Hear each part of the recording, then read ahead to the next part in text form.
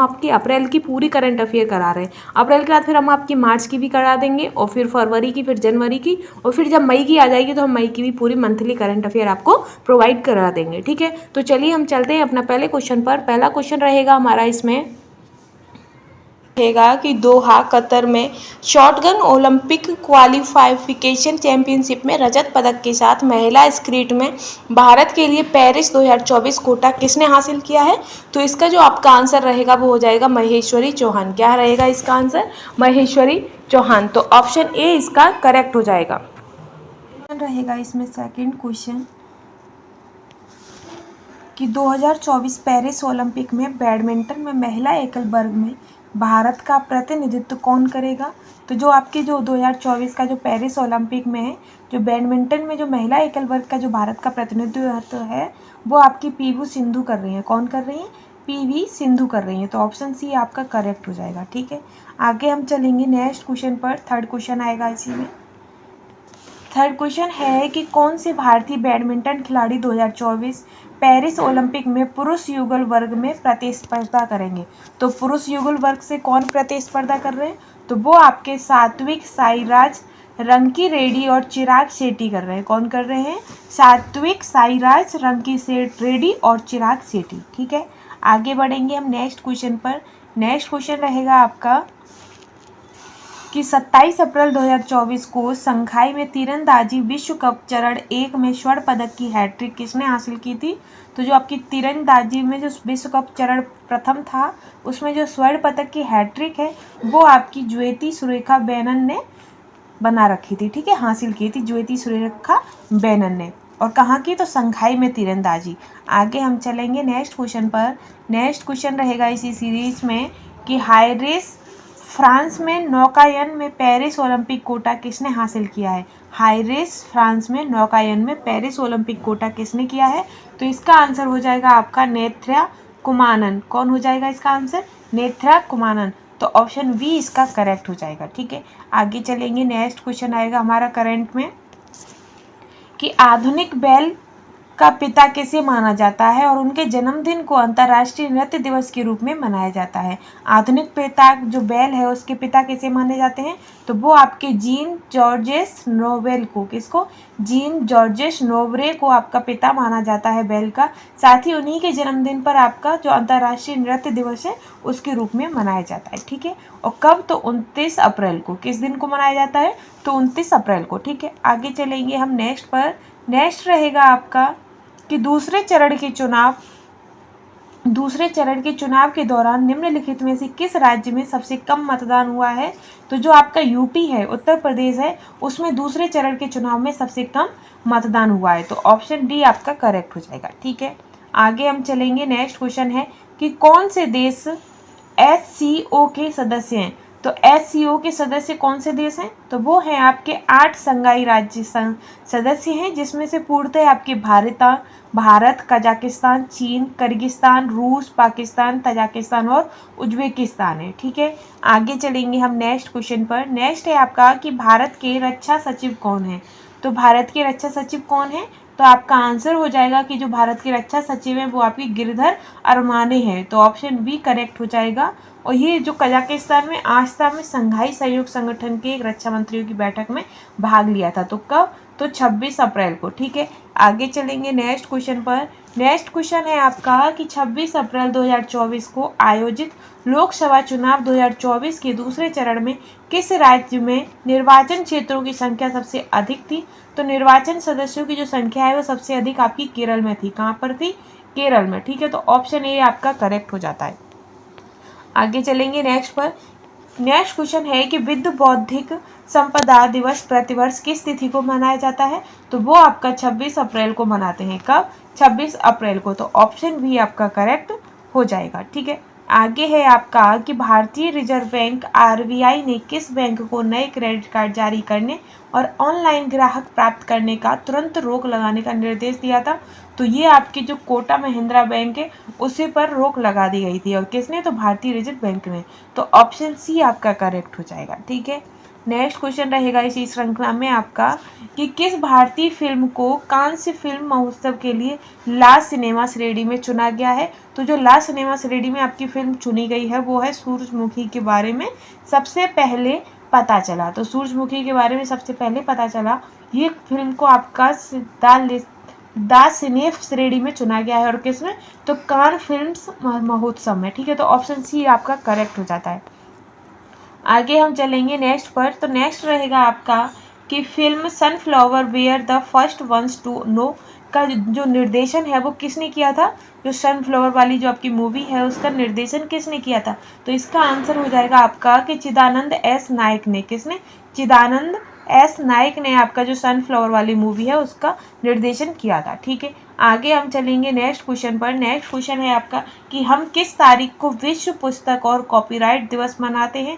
तो किस तारीख को मनाते हैं? तो आपका आंसर हो जाएगा 23 अप्रैल को मनाते हैं। ठीक है, आगे चलेंगे हम नेक्स्ट पर कि नेक्स्ट है आपका कि किस शहर को 2024 के लिए विश्व पुस्तक राजधानी का खिताब प्राप्त हुआ है। तो जो आपका स्ट्रासबर्ग है, कौन सा? स्ट्रासबर्ग है, उसको विश्व पुस्तक राजधानी के रूप में खिताब प्राप्त हुआ है। ठीक है, आगे रहेगा आपका कि हाल ही में विकसित सबसे हल्के बुलेट प्रूफ जैकेट का सफल परीक्षण कहाँ किया गया है।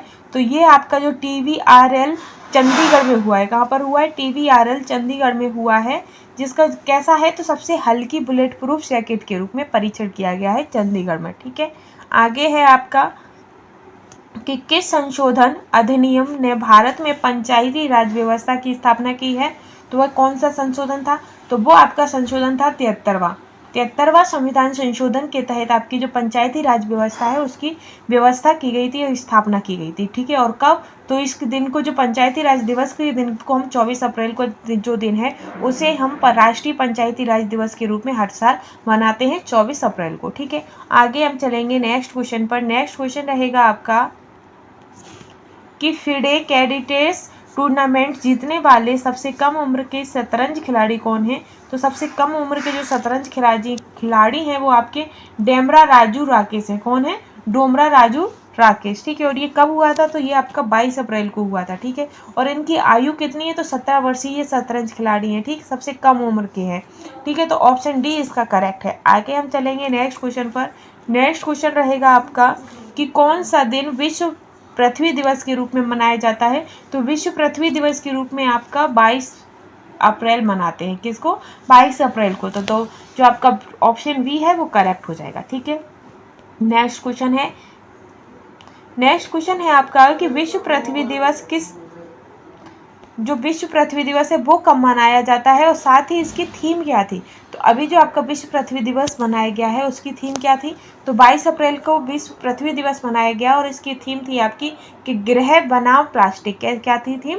ग्रह बनाम प्लास्टिक, यानी कि हमारी जो पृथ्वी से कम 60% आपकी जो प्लास्टिक है उसका उत्पादन खत्म करने की थी। ठीक है, आगे रहेगा आपका नेक्स्ट क्वेश्चन कि 21 अप्रैल 2024 को मालवीय में हुए संसदीय चुनावों में किस पार्टी ने भारी जीत हासिल की थी। जो मालदीव में जो आपके संसदीय चुनाव हुए थे उसमें किस पार्टी ने भारी जीत प्राप्त की है। तो इसका जो आंसर है आपका हो जाएगा पीपल्स ऑफ नेशनल कांग्रेस, यानी कि PNC ने आपके सबसे ज़्यादा वोट प्राप्त किए थे। नेक्स्ट रहेगा आपका कि कुश्ती में पेरिस ओलंपिक 2024 के लिए कोटा किसने हासिल किया था। तो वो आपका आंसर हो जाएगा उपयुक्त सभी। इन सभी को ही कुश्ती में कोटा हासिल हुआ है 2024 के लिए। आगे हम चलेंगे नेक्स्ट क्वेश्चन पर। नेक्स्ट है आपका क्वेश्चन इसी में कि विनेश फोगाट ने पेरिस ओलंपिक के लिए कोटा सुरक्षित करने के लिए कुश्ती में किस भार वर्ग में प्रतिस्पर्धा की थी। तो किस भार वर्ग में की है। तो वो आपका आंसर हो जाएगा 60 किलो। कितना? 60 किलो। ठीक है, आगे चलेंगे हम नेक्स्ट क्वेश्चन पर। नेक्स्ट हमारा करंट में रहेगा कि रोइंग में भारत का पहला पेरिस ओलंपिक कोटा किसने हासिल किया है। तो वो आपके बलराज पवार थे। कौन थे? बलराज पवार। तो ऑप्शन ए आपका करेक्ट हो जाता है। आगे हम बढ़ेंगे नेक्स्ट पर चलेंगे। नेक्स्ट रहेगा आपका कि विद्येश्वर पाठक को मरणोपरांत कौन सा पुरस्कार प्राप्त हुआ है। तो जो आपके विद्येश्वर पाठक हैं उनको मरने के बाद पद्म विभूषण प्राप्त हुआ है। कौन सा? पद्म विभूषण। तो ऑप्शन सी आपका करेक्ट हो जाता है। आगे है आपका कि पद्म पुरस्कारों की किस श्रेणी को देश के सर्वोच्च नागरिक पुरस्कारों में से एक माना जाता है? तो आपका आंसर हो जाएगा सबसे ज़्यादा जो सर्वोच्च पुरस्कारों में से एक है आपका पद्म विभूषण पुरस्कार। तो ऑप्शन सी आपका करेक्ट हो जाएगा। आगे है नेक्स्ट है कि भारत में आम चुनाव 2024 का प्राथमिक फोकस क्या है? तो इसका जो प्राथमिक फोकस है वो आपका लोकसभा सदस्यों के लिए मतदान है। क्या है? लोकसभा सदस्यों के लिए मतदान है और ये आपका जो ऑप्शन बी है वो आपका करेक्ट हो जाएगा। नेक्स्ट है कि 18 अप्रैल 2024 को उड़ीसा के चांदीपुर में एकीकृत परीक्षण रेंज में क्रूज मिसाइल के सफल परीक्षण में एक बड़ी उपलब्धि के रूप में क्या रेखांकित किया गया था? तो इसका जो आंसर करेक्ट होगा वो आपका हो जाएगा स्वदेशी प्राणोदन प्रणाली। कौन सा? स्वदेशी प्राणोदन प्रणाली, और ये आपका ऑप्शन बी करेक्ट हो जाएगा। नेक्स्ट क्वेश्चन रहेगा हमारा इसी श्रृंखला में कि डीआरडी को अध्यक्ष कौन है? तो डीआरडी के जो अध्यक्ष हैं वो आपके समीर वी कामत हैं। कौन है? समीर वी कामत हैं, और इसका ऑप्शन बी करेक्ट हो जाएगा। आगे है कि पहले चरण के चुनाव के दौरान किन दो राज्यों की विधानसभाओं के लिए मतदान हुआ था? तो पहला चरण था उसमें किन दो? तो सिक्किम और अरुणाचल प्रदेश। कौन सा? सिक्किम और अरुणाचल प्रदेश। तो ऑप्शन बी आपका करेक्ट हो जाएगा। नेक्स्ट क्वेश्चन रहेगा इसी श्रृंखला में कि अप्रैल 2024 में भारतीय नौसेना का अगला प्रमुख किसे नियुक्त किया गया था? तो अगला प्रमुख जो है वो आपके वाइस एडमिरल दिनेश के त्रिपाठी को, किसको? वाइस एडमिरल दिनेश के त्रिपाठी को नियुक्त किया गया था। तो ऑप्शन ए आपका करेक्ट हो जाएगा। ठीक है, आगे हम चलेंगे नेक्स्ट क्वेश्चन पर। नेक्स्ट रहेगा आपका कि एक्सोस्केलेट प्रौद्योगिकी क्या है? तो ये आपका प्रौद्योगिकी क्या है? तो ये पहनने योग्य संरचनाओं जो मानव शक्ति को बढ़ाती हैं, ये ऐसा एक प्रौद्योगिकी है। कैसा? पहनने योग्य संरचनाएं जो मानव शक्ति को बढ़ाती हैं। तो ऑप्शन बी आपका करेक्ट हो जाएगा। नेक्स्ट रहेगा इसी श्रृंखला में कि निम्नलिखित में से किसने 13वें यूरोपियन गर्ल्स मैथमेटिक ओलंपियाड में आपका रजत पदक जीता है? तो किसने रजत पदक जीता है? तो वो आंसर हो जाएगा आपका कि गुंजन अग्रवाल और संजना फिलोचाको। कौन? गुंजन अग्रवाल और संजना फिलोचाको। तो ऑप्शन सी आपका करेक्ट हो जाएगा। ठीक है, आगे हम चलेंगे नेक्स्ट क्वेश्चन पर। नेक्स्ट रहेगा आपका कि किस सरकार ने युवाओं को धूम्रपान शुरू करने से रोकने के लिए अप्रैल 2024 में एक ऐतिहासिक धूम्रपान प्रतिबंध का प्रस्ताव किया है? तो कौन सी सरकार ने? तो आपकी ब्रिटिश सरकार ने। कहाँ की?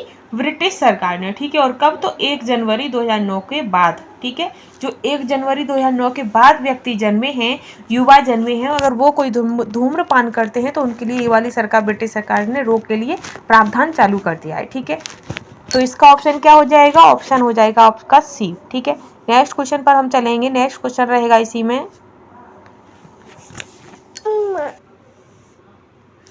नेक्स्ट क्वेश्चन है कि सिविल सेवा परीक्षा 2023 में प्रथम स्थान किसने प्राप्त किया था? जो आपकी 2023 में सिविल सेवा परीक्षा हुई थी उसमें पहला स्थान किसको प्राप्त हुआ था? तो आपका आंसर हो जाएगा आदित्य श्रीवास्तव। क्या आंसर हो जाएगा?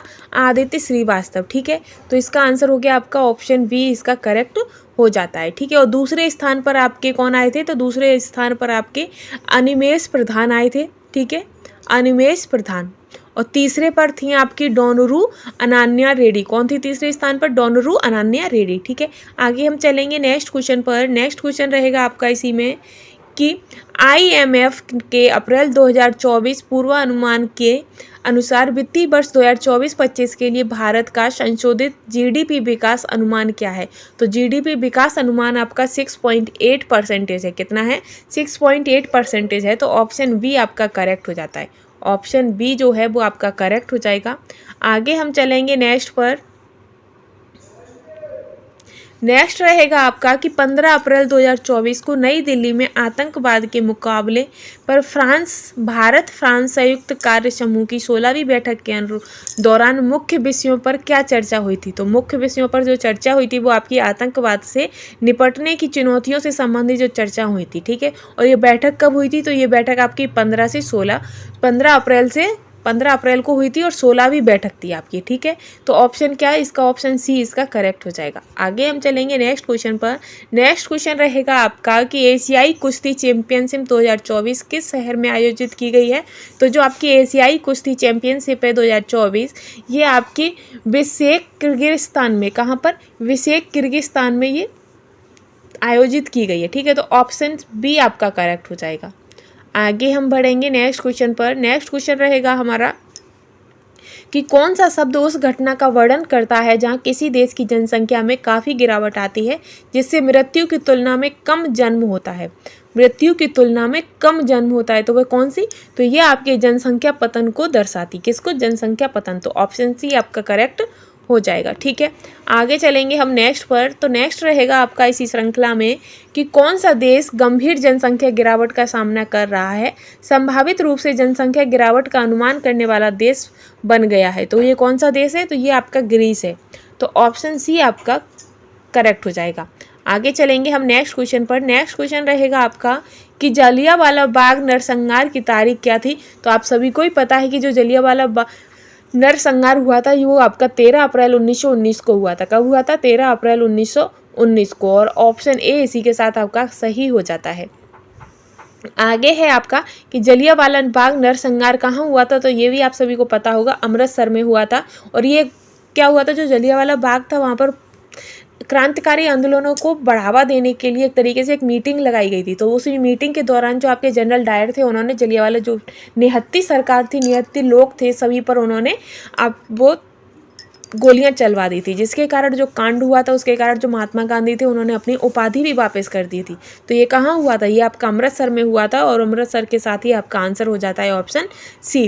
नेक्स्ट क्वेश्चन है फिर से जलियांवाला बाग से संबंधित कि जलियांवाला बाग में निहत्थे भीड़ पर गोली का आदेश चलाने वाले कौन जिम्मेदार अधिकारी था? तो इसका आंसर सभी को ही पता है कि जो वो थे आपके जनरल डायर, क्योंकि ये काफ़ी बार क्वेश्चन पूछा गया है, हर एग्जाम में आपका ये क्वेश्चन पूछ लिया जाता है। ठीक है, फिर आता है एक क्वेश्चन और पूछा जाता है इसी से संबंध, जो जनरल डायर थे इनकी हत्या किसने की थी? तो आपको पता होगा कि जो इनकी हत्या लंदन में जाकर ऊधम सिंह ने की थी। किसने की थी? ऊधम सिंह ने की थी। ठीक है, आगे हम चलेंगे नेक्स्ट क्वेश्चन पर। नेक्स्ट क्वेश्चन है आपका कि डॉक्टर भीमराव अंबेडकर की जन्म तिथि क्या है? तो डॉक्टर भीमराव अंबेडकर की जो जन्म तिथि है वो आपकी 14 अप्रैल 1991 है। कितनी है? 14 अप्रैल 1991। तो ऑप्शन ए आपका करेक्ट हो जाता है। आगे हम बढ़ेंगे नेक्स्ट पर। नेक्स्ट रहेगा आपका कि डॉक्टर बी आर अम्बेडकर ने भारतीय इतिहास में क्या महत्वपूर्ण भूमिका निभाई है? तो जो आपके भीमराव अंबेडकर हैं उन्होंने संविधान के वास्तुकार हैं। क्या हैं? जो भीमराव अंबेडकर हैं वो संविधान के वास्तुकार हैं, क्योंकि संविधान जो निर्माण हुआ है वो उसमें आपके भीमराव अंबेडकर की बहुत ही ज़्यादा हाथ रहा है आपका। ठीक है, और जो प्रारूप समिति के अध्यक्ष हैं वो भी आपके भीमराव अंबेडकर ही हैं। आगे हम चलेंगे नेक्स्ट क्वेश्चन पर। नेक्स्ट रहेगा इसी श्रृंखला में कि विश्व क्वांटम दिवस पर किसका स्मरण किया जाता है? तो विश्व क्वांटम दिवस जब होता है तब आपका मैक्स प्लैंक को स्मरण किया जाता है। किसको? मैक्स प्लैंक को। ठीक है, तो ऑप्शन बी आपका करेक्ट हो जाता है। आगे हम चलेंगे नेक्स्ट पर। नेक्स्ट रहेगा इसी श्रृंखला में आपका कि क्वांटम सिद्धांत के विकास में मैक्स प्लैंक की क्या भूमिका थी? तो इनकी जो भूमिका थी, उन्होंने कुतिजेज ऊर्जा की जो कुतिजेज तो नहीं होगा, मिसप्रिंट हो सकता है इसमें, ऊर्जा की अवधारणा पेश की थी। ठीक है, तो ऑप्शन सी आपका करेक्ट हो जाएगा। आगे हम चलेंगे नेक्स्ट पर। क्या स्वदेशी मैनन portable anti tank guidance missile हथियार प्रणाली का परीक्षण कहाँ आयोजित किया गया है? जो आपकी एंटी टैंक मिसाइल प्रणाली है उसका जो हथियार प्रणाली का जो परीक्षण हुआ है वो कहाँ पर हुआ है? तो ये आपका पोखरण फील्ड फायरिंग रेंज में हुआ है। कहाँ पर हुआ है? राजस्थान में आपका पोखरण फील्ड फायरिंग रेंज में हुआ है। ठीक है, आगे हम चलेंगे नेक्स्ट पर। नेक्स्ट रहेगा आपका कि इजराइल पर ईरान के हालिया हमले का कारण क्या था?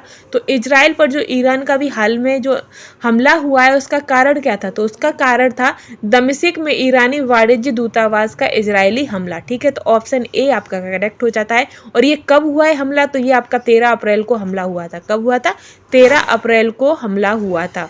और ईरान ने 300 से अधिक ड्रोन और मिसाइलों को तैनात करके इजराइल पर एक अभूतपूर्व हमला कर दिया था। ठीक है, आगे हम चलेंगे नेक्स्ट पर। नेक्स्ट रहेगा आपका कि ईद उल फितर कब आता है? तो ईद उल फितर जो आपका है वो रमजान के अंत में आता है। कब आता है? रमजान के अंत में आता है।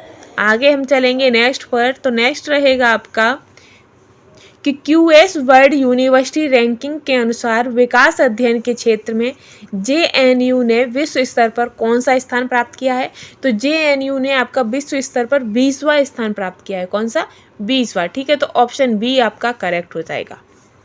आगे चलेंगे, नेक्स्ट क्वेश्चन आएगा इसी में कि किस विश्व विषय में JNU भारत में शीर्ष रैंक वाला विश्वविद्यालय बनकर उभरा है। तो किस विषय में, तो वो आपका भूगोल, इतिहास, आधुनिक भाषा। ठीक है, कौन सा, भूगोल, इतिहास और आधुनिक भाषा। तो इसी के साथ आपका ऑप्शन सी करेक्ट हो जाता है। आगे हम चलेंगे नेक्स्ट क्वेश्चन पर। नेक्स्ट है आपका कि EVM के संदर्भ में VVPAT का क्या मतलब है। जो EVM है उसमें जो आपकी VVPAT का मतलब क्या है, तो इसका जो मतलब होता है वो आपका है voter verification paper audit trailer. क्या होता है, voter verification paper edit trailer. तो ऑप्शन सी आपका करेक्ट हो जाएगा। ठीक है, आगे हम बढ़ते हैं, नेक्स्ट क्वेश्चन पर चलेंगे हम कि 1990 के दशक के दौरान भारत में किस संगठन ने EVM का विकास और परीक्षण किया था। तो EVM, अभी आपके इलेक्शन चल रहे हैं इसीलिए EVM मशीन के संबंध में ये क्वेश्चन आपके फंस रहे हैं। तो इसमें जो आपका आंसर रहेगा ऑप्शन बी हो जाएगा, इलेक्ट्रॉनिक्स कॉरपोरेशन ऑफ इंडिया और भारत इलेक्ट्रॉनिक्स लिमिटेड। इन दोनों कंपनियों ने मिलकर आपकी EVM मशीन का जो परीक्षण है विकास किया था। ठीक है, कब, तो 1990 में। आगे हम चलेंगे नेक्स्ट क्वेश्चन पर। तो नेक्स्ट क्वेश्चन रहेगा आपका कि भारत और उज्बेकिस्तान के बीच किस संयुक्त सैन्य अभ्यास का 5वां संस्करण 15 अप्रैल से 28 अप्रैल तक उज्बेकिस्तान के टारमेश जिले में आयोजित हुआ। तो कब हुआ है, तो इसका जो आंसर है वो आपका हो जाएगा ऑप्शन ए, डस्टलिक संयुक्त सैन्य अभ्यास। कौन सा हुआ है, डस्टलिक संयुक्त सैन्य अभ्यास। तो ऑप्शन ए आपका करेक्ट है। और कब से कब तक हुआ है, तो 15 अप्रैल से 28 अप्रैल तक। ठीक है, और कहाँ पर, तो उज्बेकिस्तान पर। नेक्स्ट रहेगा आपका इसी में कि विश्व होम्योपैथी दिवस प्रतिवर्ष कब मनाया जाता है। तो विश्व होम्योपैथी दिवस जो आपका है वो आपका 10 अप्रैल को मनाया जाता है। तो ऑप्शन बी आपका करेक्ट हो जाएगा। ठीक, नेक्स्ट है कि विश्व होम्योपैथी दिवस पर किसे सम्मानित किया जाता है। तो तब आपके जो डॉक्टर सैमुअल हैनीमैन को, किसको, डॉक्टर सैमुअल हैनीमैन को। और ये विश्व होम्योपैथी दिवस जर्मन चिकित्सक और रसायन शास्त्री थे। कौन, डॉक्टर सैमुअल हैनीमैन। ठीक है, उनकी जयंती पर आपका विश्व होम्योपैथी दिवस मनाया जाता है। ठीक है, और कब, तो 10 अप्रैल को मनाया जाता है। और इसी के साथ आपका ऑप्शन भी करेक्ट हो जाता है। आगे हम चलेंगे नेक्स्ट क्वेश्चन पर। नेक्स्ट क्वेश्चन रहेगा आपका कि अंतर्राष्ट्रीय अन्वेषण के लिए 2024 जॉन एल जैक स्विगर्ट जूनियर पुरस्कार से किसे सम्मानित किया गया है। तो जो आपका जॉन जैक जो हैं उन्हें जो आपका जो इसरो चंद्रयान 3 मिशन टीम को सम्मानित किया गया था। इसरो की जो चंद्रयान 3 मिशन टीम है उसको कौन से अवार्ड से सम्मानित किया गया है। तो वो आपका अवार्ड है जॉन एल जैक स्विगर्ट जूनियर पुरस्कार। ठीक है, आगे हम चलेंगे नेक्स्ट क्वेश्चन पर। नेक्स्ट क्वेश्चन रहेगा आपका 9 अप्रैल 2024 को आयरलैंड के सबसे युवा प्रधानमंत्री कौन बने हैं।